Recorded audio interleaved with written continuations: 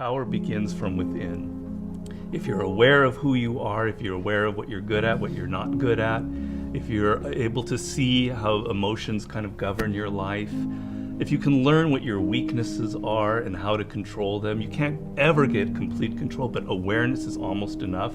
Slowly through this process of knowing who you are and understanding other people and how they operate so you don't make stupid mistakes in life, you can increase that little tiny margin more and more and more, and you will be a person of power. Law number 1 in the 48 Laws of Power is called never outshine the master. And almost every single person in the world has violated that law, myself included. Basically how it works, you're so eager to impress your boss or whomever in your new job that you try so hard that you make him or her feel insecure. Like maybe you're younger and better than they are. And because of that, you're fired, or something bad happens to you and you never know why. Do you think meditation is allowing you to make more interesting connections because of the quiet? Yes, I mean, I'm not going to go too deeply into this. It's a theory of creativity that's not my own, but that I use a lot in Mastery. And basically the idea is that ideas are generated in the unconscious. They're not generated consciously. Your conscious mind is very limited what you can hold in your memory. Right. But unconsciously, in your subconscious, when you're asleep, when you're dreaming, the mind is filled with thousands upon thousands of ideas and things that are there, that are lingering there. And connections are being made all of the time. And occasionally those connections float up to your conscious mind and you have a brilliant idea about how to do something. 1 out of 10 people are like great manipulators. And there just takes one person and they can ruin your life. We were born with this natural talent. Every single person is born with this talent for getting inside the minds of other people. It's something that you're not even aware of. How do they need to conceive of that? To what end are they using that skill to make their own dreams come true? First thing is, you're not aware of this power that you have. You're walking around in life, I'm not critical because I'm the same, sort of sleepwalking. You're inside hearing your own thoughts day in, day out, like a continually, circling loop in your head.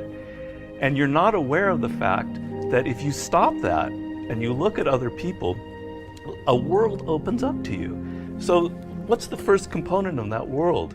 Nonverbal communication. 95% of what really matters in communication between people is not through words. Words are used to deceive you, to disguise what people are really thinking. What are just a step or two that they can take down that path starting today? The first thing to understand is the most important, and that it is a skill. If you want to play the piano, you can't just sit down and suddenly play. You've got to practice it. You've got to practice it every day. And if you practice an hour a day, you're going to get better at it. Why are children able to learn and an adult can't? The reason is children don't think that they're superior. They don't think that they already understand the world. They're this small. They're weak. They're defenseless. They have to learn or they're going to die. They have to learn how to speak the language. They have to learn what's going on with their parents, or they're literally going to die. Do you have tricks that you use for ensuring that genius does not become a young man's game, that your books truly get better and better over time? Basically, every time I begin a book, I'm deathly afraid of failing. I feel like, it's not going to sell as well as the last book. I'm losing it. I got to go back to square one. Each project, each thing that you do in life, you have to kind of create that feeling in the gut like, I don't know if I'm going to be able to pull it off. I don't know if I can go 12 rounds with Floyd Mayweather this time. I don't know it. The secret really to success in life, I have to say, is retaining, I talk about this in Mastery, is retaining your childlike qualities. If you're completely a child, that's not going to work. Negative capability is rule number 1 for being a creative person. And if you don't follow anything else in Mastery, that would be enough. The ability to keep 2 ideas that contradict each other in your mind without feeling uncomfortable, without having to come to a conclusion. You can think about something without rushing to judgment and conclusion. You can be in the moment. You can say, well, it could be this, it could be that, it could be that. And you don't have to decide whether it's A, B, or C. You're open to adopting 3 or 4 different viewpoints.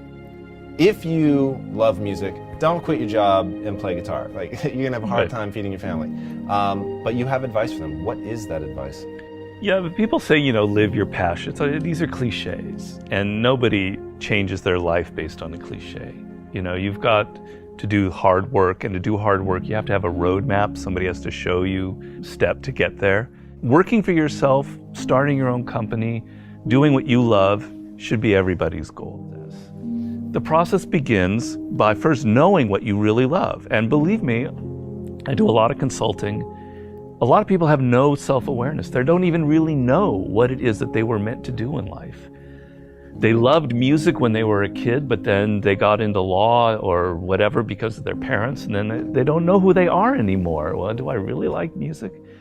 You got to go through that process first of figuring out what it is that really connects to you in a deep, visceral way, what you loved when you were a kid, what still excites you.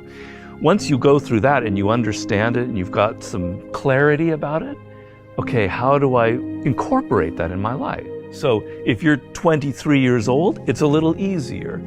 I love music, but I'm not a musician because I've not been practicing. I just love music. But I have a real good sense of business. I've been studying business and I have an MBA, etc. Okay, I've got to now find a way to craft a career that combines my knowledge of business and my love of music. And if I follow that and I do it smart and I plan it out, eventually what starts out with more business than music will end up becoming more creative as I get better and better at it. How do you prepare somebody to survive that initial stage of boredom and pain? Well, pain is great. You've got to embrace pain. Pain is pleasure. You've got to make the connection between the physical and the mental. Well, you know that when you're exercising, when you're running or you're working out or whatever, it hurts, but it leads to something pleasurable. You have to be able to translate that to mental things. And if you make that switch in your mind, it is mind-blowing what can happen to you. Who are the most messed up people in the world? Spoiled kids. Kids who are given everything, who have a rich father or mother and they don't have to work or try. They are the most messed up people you'll ever meet. Each person, I make this point in Mastery, is born unique. And it's kind of one of those cliches. Yeah. But there's science to it. The science is your DNA will never be repeated. The way your brain is wired will never be repeated. Your experiences in life, you're one of a kind.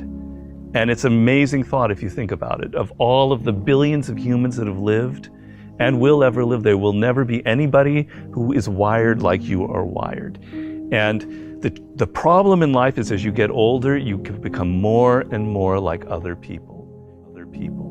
You spend a lot of your time thinking about what other people like, and you're not aware of what you like. You go into careers because you listen to other people.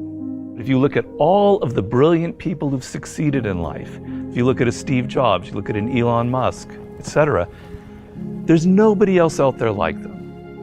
You're never going to be able to pinpoint one other person like them. They are completely unique, and those are the people that end up having power in the world.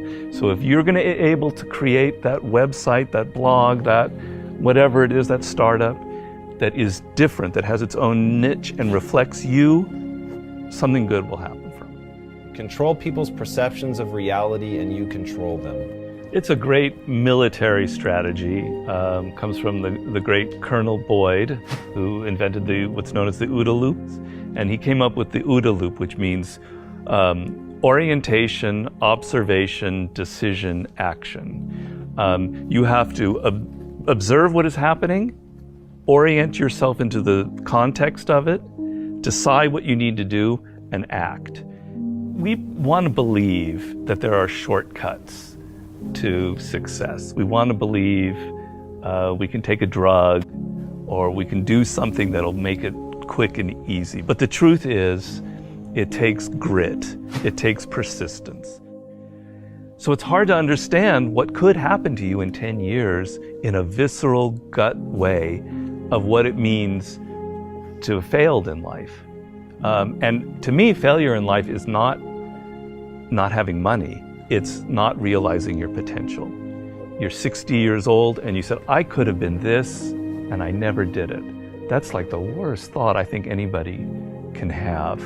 And you don't think about it in the moment because your life is okay. But you've got to wake up and understand that there's an urgency here, and that if you're not practicing something now, if you're not aware, if you don't have a path towards something better, you're rotting on the vine, and that day of reckoning will come at some point, and it will be painful. You're not going to feel it suddenly, it'll be slow, but it'll come and it won't be good. Just being aware that you now have a plan is enough to lift you out of that depression. Okay, I'm working at Burger King, but I know I'm going to get to this community college and get a degree here after I save enough money.